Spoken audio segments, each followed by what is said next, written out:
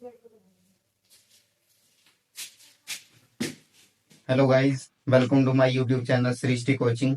आज हम class 12 exercise 10.2 का 13th क्वेश्चन करने जा रहे हैं। और जिसने भी इससे पहले जो 12 के 12 क्वेश्चन समझे हैं, 12 के 12 क्वेश्चन को अच्छे से समझा है, उसके लिए क्वेश्चन बहुत आसान होगा। ठीक है, 90% क्वेश्चन तो ये 12th क्वेश्चन ही है, जैसे हमने 12th क्वेश्चन किया था। और जो 10% बच गया वो पीछे की नॉलेज जो हमने ली है पीछे क्वेश्चंस में, उसके अकॉर्डिंग होगा। तो देखते हैं इसको कैसे करना है। फाइंड द डायरेक्शन कोसाइन ही हमें फाइंड करने हैं। ओके, सिंपल सा फंडा क्या है कि कोई वेक्टर होगा, उसी की कोई डायरेक्शन कोसाइंस होते हैं। ठीक है, तो डायरेक्शन कोसाइंस फाइंड करने के लिए कोई भी एक हमको वेक्टर मिलेगा, उस वेक्टर का हमें क्या पता करना पड़ेगा, यूनिट वेक्टर फाइंड करना पड़ेगा। और जो इस यूनिट वेक्टर के क्या आएंगे, डायरेक्शन रेशोज होंगी। जो इस वेक्टर की हमारे पास डायरेक्शन रेशोज होंगी, उसी को हम क्या बोलेंगे, इस वेक्टर की जो हमको सबसे पहले मिलेगा, उस वेक्टर की क्या बोलेंगे हम, डायरेक्शन कोसाइंस बोलेंगे। ओके, तो पहले यूनिट वेक्टर फाइंड करो, देन उसी की डायरेक्शन रेशोज को हम डायरेक्शन कोसाइंस लिख देंगे। बट अभी हमें सिर्फ उस वेक्टर के जो इनिशियल पॉइंट और टर्मिनल पॉइंट के हमें कोऑर्डिनेट्स दिए हैं, हमको वेक्टर नहीं गिवन है।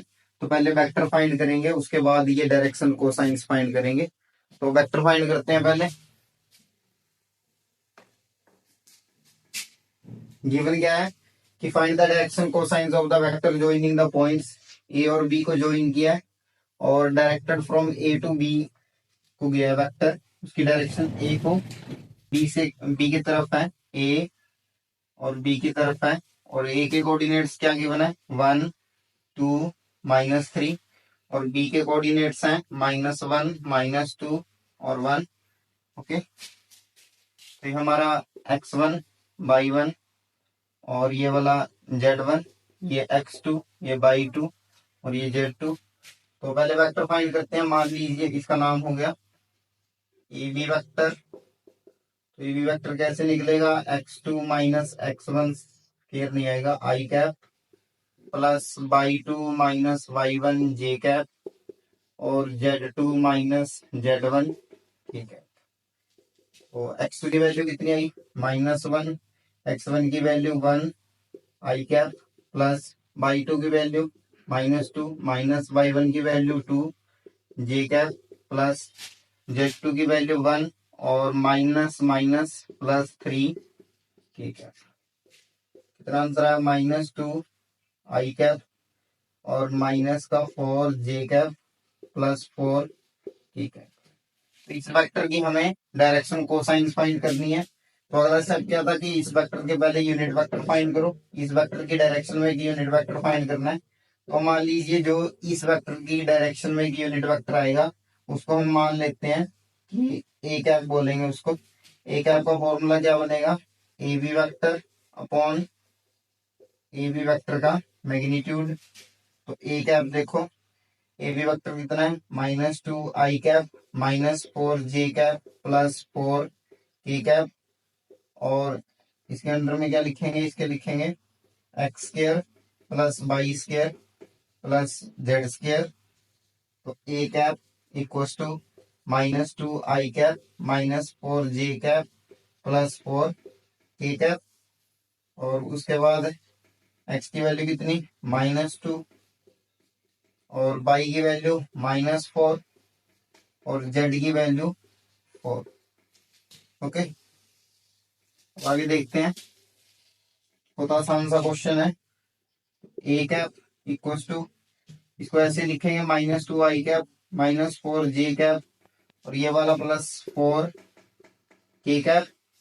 और अंडर रूट में क्या आया, -2 का स्क्वायर 4 प्लस 4 का स्क्वायर 16 प्लस और 4 का स्क्वायर फिर से 16। A cap equal to -2 i cap -4 j cap plus 4 k cap. और अंडर रूट में कितना आया, 36। और उसके बाद लिखेंगे -2 आई कैप -4 जे कैप और +4 के कैप। रूट 36 का अगर सॉल्व करोगे आप तो कितना आंसर आएगा इसका 6। ओके, इसके आगे क्या लिखेंगे, ए कैप, इसको लिखेंगे -2/6 i कैप और -4/6 j cap plus 4/6 k cap. इसको कट किया तो 1 3, इसको कट किया 2 3, इसको कट किया 2 3। तो अभी आपके पास जो ये यूनिट वेक्टर बना है, ठीक है, इस यूनिट वेक्टर की जो डायरेक्शन रेशोज आई हैं इनको हम डायरेक्शन रेशोज बोलते हैं, जो आगे लिखी है 1/3, 2/3 और 2/3, इनको हम डायरेक्शन रेशोज बोलते हैं। तो इस यूनिट वेक्टर की जो डायरेक्शन रेशोज होंगी वो ए बी वेक्टर की, इस वेक्टर की जो आपको शुरू में पूछा गया है क्वेश्चन के अंदर, उस वेक्टर की क्या होंगे, डायरेक्शन कोसाइंस होंगे। ओके, तो लिखते हैं इनको, direction cosines of a b vector वो क्या होंगी आपके पास, क्या मिलेंगे आपको, -1/3 और -2/3 एंड 2/3, आपकी डायरेक्शन कोसाइन होगी। जो 12th क्वेश्चन है और 13th क्वेश्चन है दोनों बिल्कुल सेम है, ठीक है, आराम से समझो इनको। कुछ ना समझो आया हो तो कमेंट बॉक्स में कमेंट करो। और अदर चैप्टर या किसी भी चैप्टर की आपको जरूरत है आपके एग्जाम्स के पॉइंट ऑफ व्यू से या किसी भी और कारण से, तो आपको वो वीडियो जल्दी से जल्दी मिलेगी। तो वीडियो अच्छी लगी हो तो